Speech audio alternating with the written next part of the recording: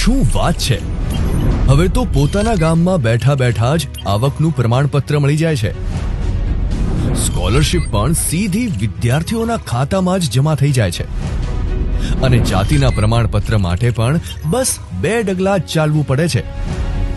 છે ને મજાની વાત? પણ સાહેબ, આ ખાલી વાત નથી, આ રિયાલિટી છે ગુજરાતની, જ્યાં માનનીય વડાપ્રધાન શ્રી નરેન્દ્રભાઈ મોદીના ડિજિટલ ગવર્નન્સના વિઝનને માનનીય મુખ્યમંત્રી શ્રી ભૂપેન્દ્રભાઈ પટેલ સુશાસનના મિશન સાથે સાકાર કરી રહ્યા છે.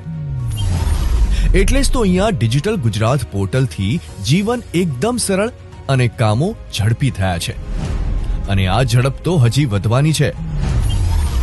વિજ્ઞાન અને પ્રૌદ્યોગિકી વિભાગના અને સીએસસી વચ્ચેના એમઓયુના કારણે માનનીય કેન્દ્રીય ગૃહમંત્રી શ્રી અમિતભાઈ શાહની પ્રેરણાથી ગાંધીનગર જિલ્લાના શહેરી વિસ્તારોમાં નાગરિકોને જનસેવા કેન્દ્રો ઉપરાંત ઘરની નજીકના 300 જેટલા સીએસસી કેન્દ્ર ખાતે ઉપલબ્ધ થશે તમામ નાગરિકલક્ષી સેવાઓ, જેના કારણે નાગરિકોનો સમય બચશે, ખર્ચ ઘટશે અને વધશે સુખાકારીનો ગ્રાફ પણ. વિજ્ઞાન અને પ્રૌદ્યોગિકી વિભાગ અને સીએસસી વચ્ચેના એમઓયુ ડિજિટલ સેવા કેન્દ્રોની વ્યાપકતા સુનિશ્ચિત કરવા માટેની પહેલ.